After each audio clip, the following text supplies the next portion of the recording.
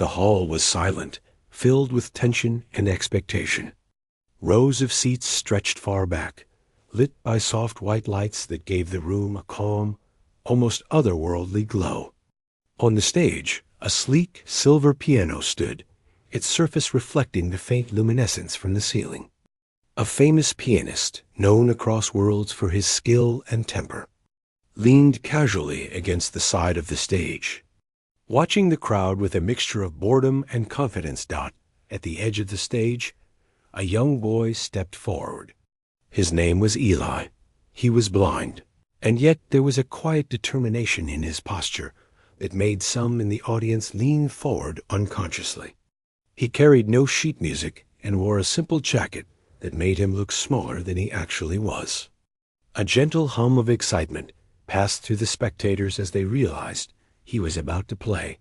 The famous pianist raised an eyebrow and said, his voice echoing slightly in the hall, "Just play for fun, kid." Eli nodded, his fingers hovering over the keys. There was no fear in his eyes, only focus. He could not see the piano, but he could feel it. Every key, every ridge, every curve was familiar to him. His mind had memorized the instrument like a map of his own body. As he began, the first notes were soft, almost tentative, floating like a whisper through the air. The crowd held its breath. They had expected something simple, something safe, because the boy was blind. But slowly, the music grew in confidence. Each note was precise, each pause perfectly timed. There was an elegance to the way he moved across the keys, a grace that seemed impossible for someone who could not see. The famous pianist watched with a mixture of surprise and curiosity. He had played for kings, aliens, and even diplomats from distant colonies, but he had never seen someone approach the piano in this way. There was an energy, a life in Eli's playing that was unfamiliar to him. Somewhere in the back of the hall, a small robotic assistant shifted its sensors to better capture the sound. It was designed to analyze music, to calculate patterns and techniques, yet even it seemed to pause.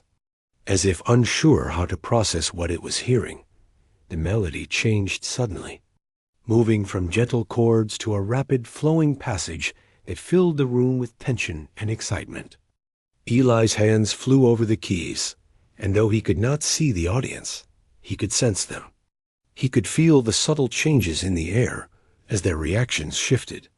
There were gasps, quiet whispers, and then silence again, as the music held them in a perfect balance between suspense and wonder. The pianist could not resist moving closer. He leaned over the edge of the stage, listening intently. His lips pressed into a thin line as he tried to understand how the boy could summon such depth without sight. Each note was deliberate yet effortless. It was as though Eli was speaking directly to the emotions of the audience, and everyone was listening. As the piece reached its climax, a wave of sound filled the hall. The music became a storm, loud and powerful, yet never chaotic. Every key struck had meaning, every pause was intentional. It was impossible not to be captivated. Even the robotic assistant emitted a soft hum, an acknowledgement of perfection. Then, just as suddenly as it had grown, the storm faded. The final notes were soft and lingering, a whisper that seemed to settle on every heart in the room. Eli's hands rested lightly on the keys, and the silence that followed was almost deafening. For a long moment, no one moved. The audience was caught in the echo of the performance, unable to decide whether to breathe or clap. Then slowly applause began. It started with a few hesitant claps and grew into a roaring ovation. People rose to their feet, some with tears in their eyes. They had expected a simple performance, and what they received was something transcendent. The famous pianist stood frozen for a moment. He had seen talent before, brilliance even, but never had he seen something like this. Eli had taken something ordinary, a piano, and turned it into a voice for the soul. He finally stepped forward and extended a hand, not as a judge, but as a genuine acknowledgement of achievement. You play differently, he said, his voice quieter now, almost reverent. I have never heard anyone like you. Eli smiled, not arrogantly, but with a calm joy that came from within. I just follow what I hear, he said. The music is already there. I only let it out. The pianist nodded slowly.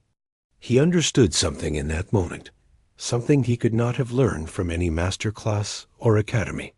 Talent was not always measured by vision or technique. Sometimes it was measured by the courage to let the heart guide the hands. The crowd began to dissipate, still murmuring in wonder. Some spoke of Eli's brilliance, others of the emotional storm he had created. Yet one thing was certain. Everyone had witnessed something rare, something that reminded them of the power of humanity itself. Eli stepped off the stage, feeling the warmth of the applause, even as he could not see it. He did not need the validation, but it was satisfying nonetheless. He felt a sense of belonging, a connection to the world that went beyond sight. Music had given him a place among them, a voice where none had been expected. Later, as the hall emptied and the last echoes of sound faded, the pianist approached Eli once more. He had a thoughtful expression, his usual arrogance replaced by a quiet respect. You have a gift, he said. Not many people understand what it means to truly listen. Eli nodded, feeling the weight of the compliment. I listen to everything, he said simply. The world is full of music if you know where to look. The pianist smiled, a rare, genuine smile. And perhaps you can teach me a thing or two, he said.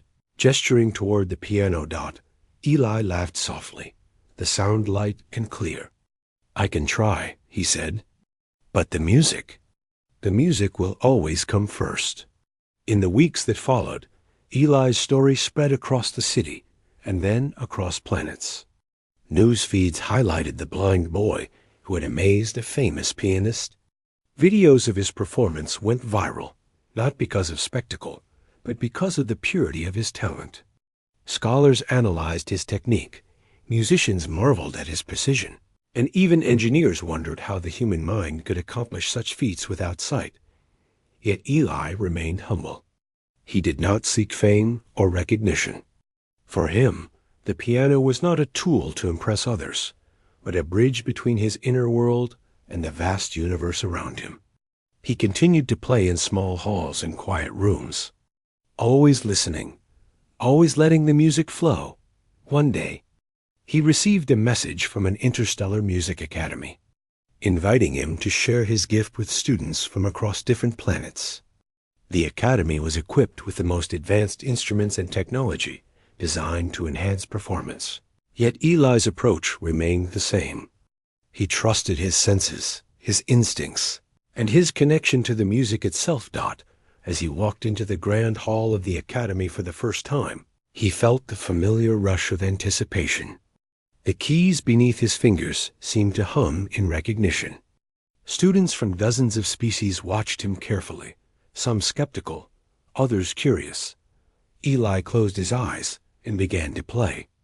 And once again, the music filled the room, a testament to the boundless potential of human spirit. The notes carried across species, across languages, across worlds. Every chord told a story. Every melody revealed the depth of human ingenuity and emotion. The famous pianist, who had been invited to observe, leaned against the balcony rail. He had seen talent before, brilliance even, but this was something else entirely. Here was a human boy, blind yet unbounded, turning limitations into power and doubt into wonder. When the final note faded, the room erupted in applause. But Eli did not stop. He let the music linger in the air, a reminder that it was never just about performance or recognition. It was about connection, about reaching out to touch hearts and minds in ways that no technology, no skill, no fame could replicate.